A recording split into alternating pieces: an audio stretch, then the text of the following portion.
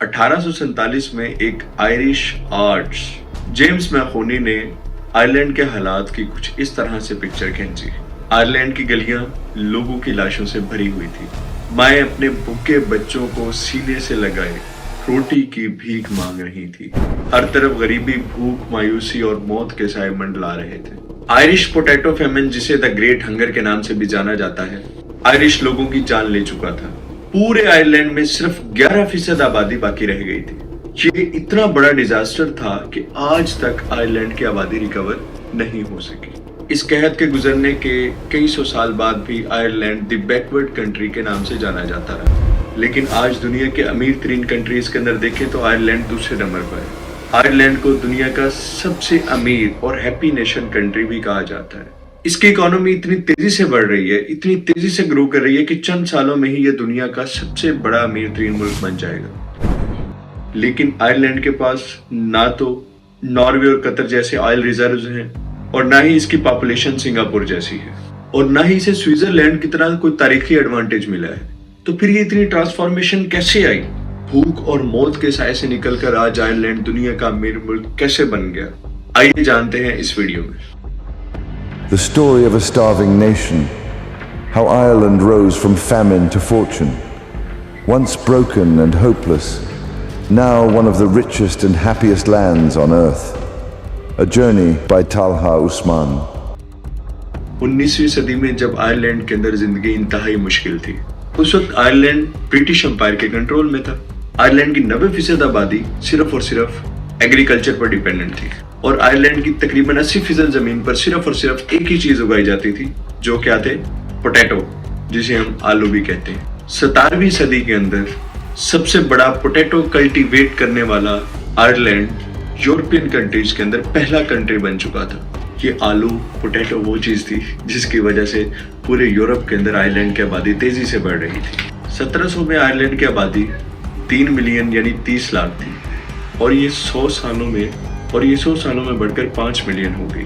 और फिर कहत आने से पहले 1840 में आयरलैंड की आबादी 8 मिलियन तक जा पहुंची थी। सिर्फ 150 सालों में 266% पॉपुलेशन बढ़ी और उसकी रीजन क्या थी? सिर्फ और सिर्फ पोटैटो।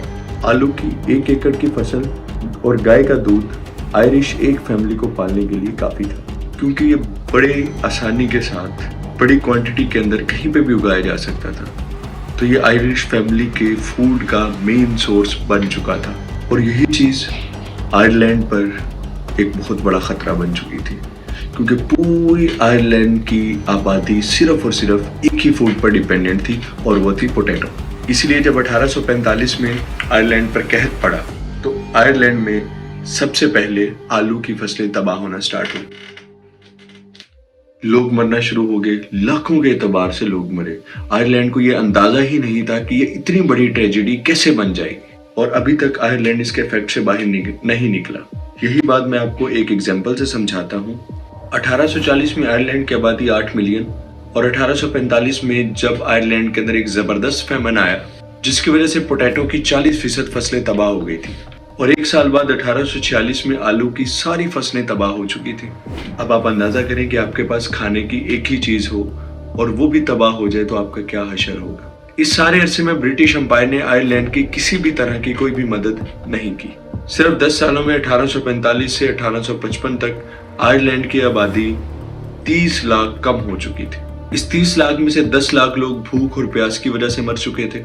बाकी 20 लाख लोग आयरलैंड छोड़कर अमेरिका की तरफ भाग गए। When the Great Famine hit Ireland, green fields lay empty and families had no food. Hunger and death spread quickly, marking one of history's darkest disasters. इतनी बड़ी इमिग्रेशन अमेरिकन हिस्ट्री में पहले कभी नहीं हुई थी। इसीलिए 1860 में अमेरिका में 81% इमिग्रेंट्स जो थे वो आयरिश थे।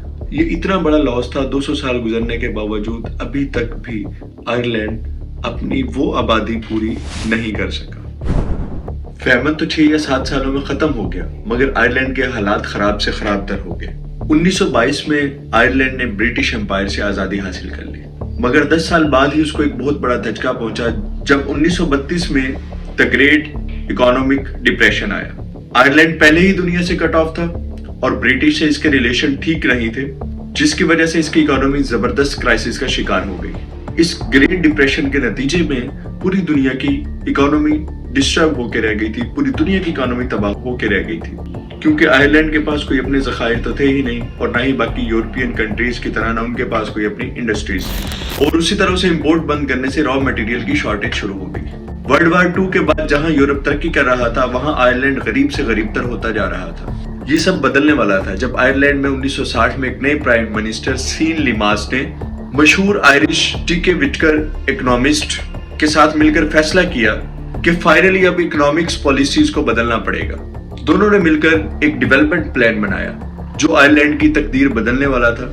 आयरलैंड ने सारे बड़े बिजनेसमैन से पैसे इकट्ठा करके एक फ्री जोन के अंदर एक एयरपोर्ट भी बनाया ताकि इस इंडस्ट्रियल एरिया को दुनिया के बाकी तमाम एरियाज के साथ कनेक्ट किया जा सके।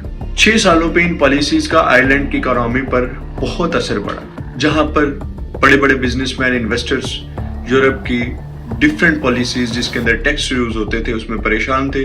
वहां पर आयरलैंड के फ्री जोन को देखकर इसको बिजनेस पर्पस के लिए आने वाले लोगों के लिए जन्नत भी कहा जाता था। और बड़ी बड़ी कंपनीज ने अपनी मैन्युफैक्चरिंग आयरलैंड के अंदर शिफ्ट करना शुरू कर दी। इकोनॉमी सक्सेस के बाद आयरलैंड का जो नेक्स्ट टारगेट था वो यूरोपियन इकोनॉमिक कंट्रीज के अंदर शामिल होना था। इसी दौरान 1967 में आयरलैंड ने पूरे मुल्क के अंदर फ्री एजुकेशन सिस्टम लॉन्च किया। फ्री एजुकेशन सिस्टम इंट्रोड्यूस करवाने के बाद अंडर ग्रेजुएशन जितने भी स्टूडेंट्स थे, हर स्टूडेंट के लिए एजुकेशन फ्री कर दी गई। आहिस्ता आहिस्ता आयरलैंड के हालात बदलना शुरू हो रहे थे। आयरलैंड ने अपने आप को बाकी यूरोप के मुकाबले में फेवरेबल बनाने के लिए कुछ रूल्स पास किए। लो लॉस रूल्स के नाम से उनको जाना जाता है, जिसके अंदर टैक्स 20% से कम करके 10% तक कर दिया गया। एम्प्लॉयज को हायर और फायर करना आसान कर दिया और इसीलिए आयरलैंड बिजनेसमैन की नजर में बिजनेस फ्रेंडली कंट्री बन चुका था। अगले 20 सालों के अंदर आयरलैंड ट्रांसफॉर्म हो चुका था, गुर्बत के साए छट रहे थे, बिलियंस ऑफ डॉलर्स आयरलैंड में आ रहे थे। टैक्स फ्री एनवायरनमेंट, जबरदस्त लॉ पॉलिसीज की वजह से पूरी दुनिया की कंपनीज अपने ऑफिस आयरलैंड के अंदर शिफ्ट करना शुरू कर चुकी थी। फॉरेन इन्वेस्टमेंट इतनी ज्यादा थी कि सिर्फ 10 सालों में 1990 से 2000 के दरमियान फॉरेन इन्वेस्टमेंट 2.2% से लेकर 49.2% तक पहुंच चुकी थी। इतनी ज्यादा कंपनीज के आने के साथ बहुत ज्यादा जॉब्स क्रिएट होना शुरू हो गई। टैक्सेस कम थे, सैलरीज ज्यादा थी, लोगों की परचेजिंग पावर बढ़ रही थी।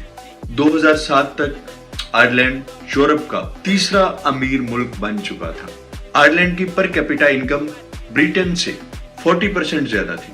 वही ब्रिटेन, कौन से ब्रिटेन जिन्होंने 150 साल तक आयरलैंड पर हुकूमत की थी, और अब वही ब्रिटेन आयरलैंड से बहुत गरीब था। ये होता है इंतकाम, और इससे हमें एक सबक मिलता है कि हालात जितने भी खराब हो जाए, उम्मीद नहीं छूटनी चाहिए। आयरलैंड की स्टोरी में ये उम्मीद है कि हालात जितने भी खराब हो जाए, आप वापस ग्रो कर सकते हैं। There is always a way up, गरीबी किसी का मुकद्दर नहीं। ईमानदारी, मेहनत और प्लानिंग से जैसे भी हालात हो बदले जा सकते हैं। आज आयरलैंड पूरी दुनिया के अंदर अमीर तरीन कंट्रीज के अंदर दूसरे नंबर पर शुमार होता है। वर्क फॉर एजुकेटेड जबरदस्त, इंफ्रास्ट्रक्चर जबरदस्त, क्राइम रेट 0। ये वो फैक्टर्स हैं जिनकी वजह से आयरलैंड दुनिया के तमाम बिजनेसमैन के लिए बहुत ज्यादा अट्रैक्टिव कंट्री है और बहुत जल्द ये दुनिया का एक अमीर मुल्क बनने वाला है।